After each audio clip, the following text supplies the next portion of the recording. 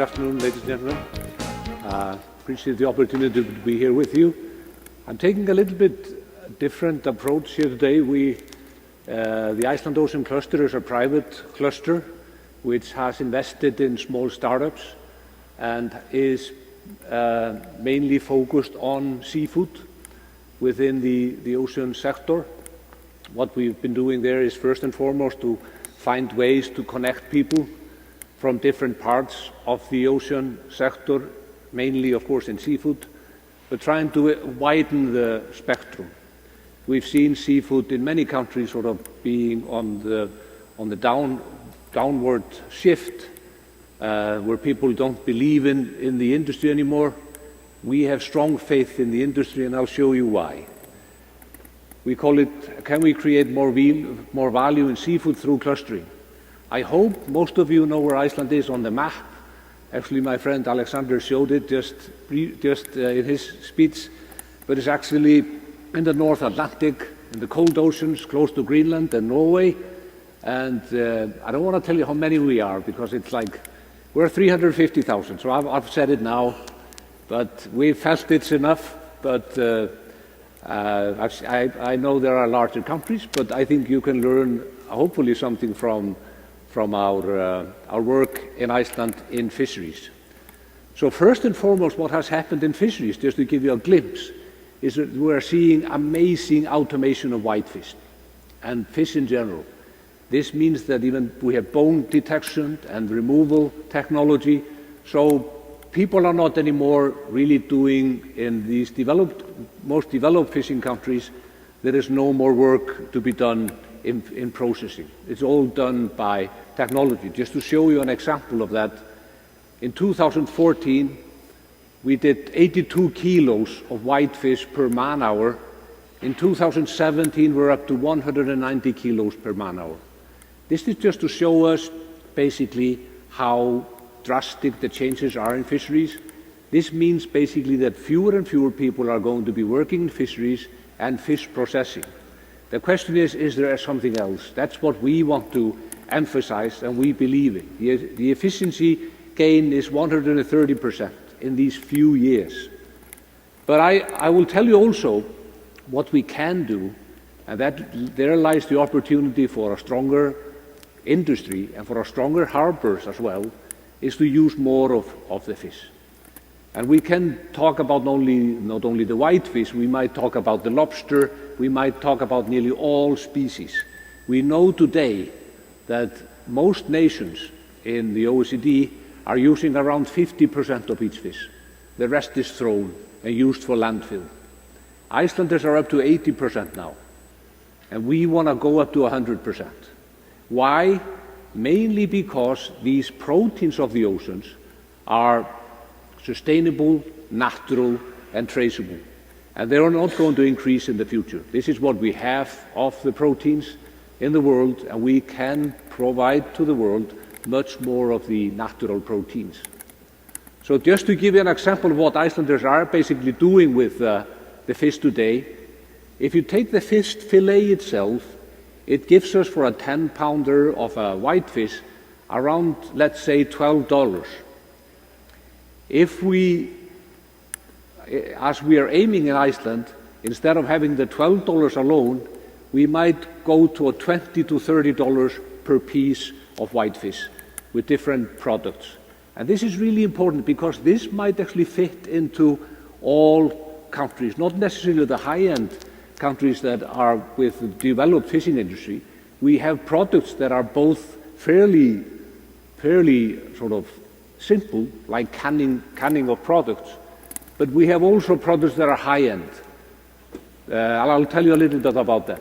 But we're actually saying we are catching today 22 million caughts, Atlantic caughts each year, and instead of taking only the $12 per piece, we are aiming to do $30. And this actually is quite important because this can lead to a stronger industry and therefore stronger harbors and the stronger coastal areas. So we feel quite often that there is this lack of optimism in an industry that has such potentials in various countries in the world, but we think that in many ways there is just this opportunity missed. People are just taking it as for granted that we can't use the whole fish, and also becoming steadily using more of the fish and then moving up the value ladder. I want to take examples. Fish skin is one example. Fish skin is something that's basically used for landfill in most of the OECD countries. So it's actually thrown, no one is using it. Icelanders take this fish skin, and first we do shoes and clothing. We take it and tan it, and we create leather from it. And what I wanted to give you an example. First, if you throw it away, you have to pay in many countries for the disposal of the skin. If you take it and create leather, you might be up to nearly $50 per kilo for the fish skin.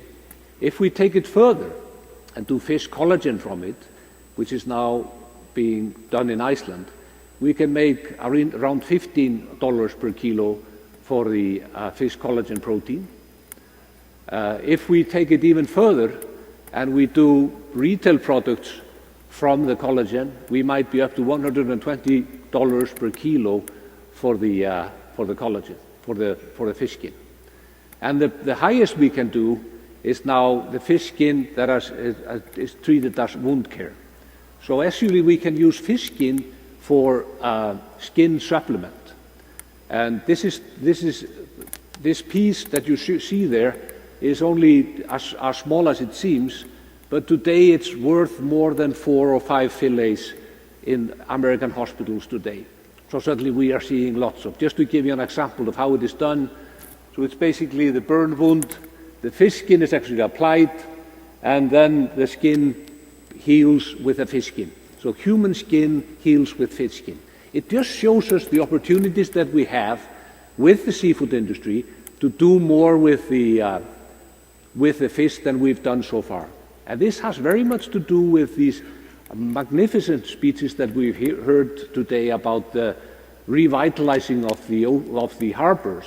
Because what of course we want to do with the harbors is to bring back some of the industry in this form, whether it is the marketers or the product designers or pharmacists or what have you, people that can actually join forces to do new things with these products that we have on hand.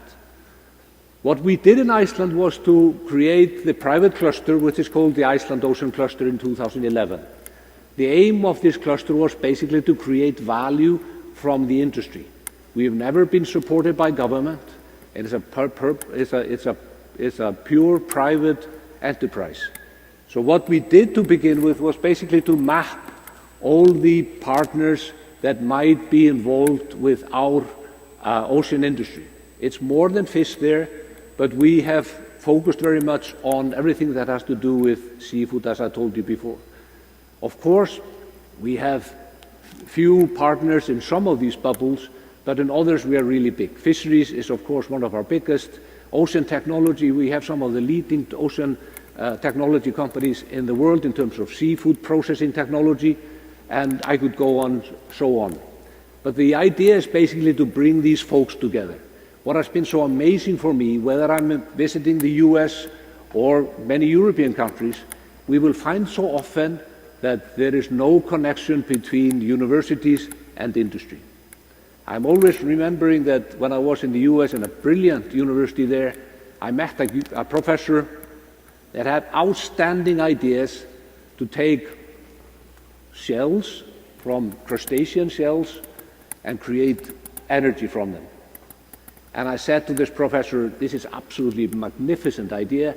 Have you spoken to the industry? How many have you spoken to? He had never spoken to the industry. And this is the problem. I am myself coming from academia. That's how the cluster became real. I was doing my PhD work on how companies and especially entrepreneurs, how they network.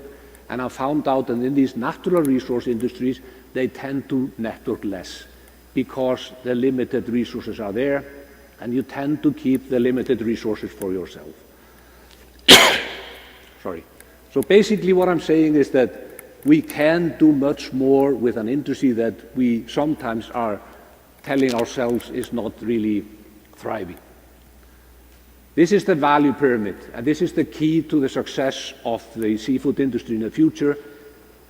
We have been able to now set up a facility at the Reykjavik harbor in Iceland, where we have 3,000 square meters, are expanding next year. We have 70 companies there, and even Icelanders didn't believe it in the beginning. They said there are not that many companies that are in this, that are sort of doing byproducts, etc. Since then, we've seen massive amounts of interest, and there's a waiting list now.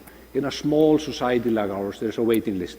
And the key here is to link the students and the investors and the authorities with the industry as a whole, and by that try to sort of enlighten the industry as well, make them more interested in taking these products further and do more with it, because we can double and triple or more the value of the industry, and the industry, of course, being the seafood industry. So a few examples of the success stories that we have already on hand. First is Cortlandt. Cortlandt was basically an idea that we were working with when we were bringing together the industry people. We had a group of industry people that were talking about the problems, the opportunities that they had. The key here was to have the industry people with us. We wanted people that were in business. They are so demanding. They don't want the meetings. They are not really excited for the conferences. They want the real stuff. So we had to bring them in by saying we want to do something real. So they thought to themselves, if we can do something like proteins from the oceans with the byproducts that we're not using that much, that would be interesting. So we established the Cortlandt Company, called Cortlandt, with one mission, which was to use all parts of the fish. And it's been quite successful. It's now owned by 4 of the largest fisheries in Iceland, and this is some of the products that they are actually making. And they are, just to give an example, the plan is to take 400 metric tons of collagen, or 4,000 metric tons of fish skin, creating 400 metric tons of collagen, and the kilo should be around $13 to $15 per kilo. So these are significant amounts, significant opportunities, not only in Iceland, but of course in various other countries, where I only think the mindset is the missing part. There is not this belief in the future of the seafood industry. We can change that. I was really pleased this morning to have an opportunity to meet with the Korean Marine Institute, where they are inspired by the clustering idea, the idea of clustering people, clustering ideas, and I hope we'll see some progress in that here in the near future.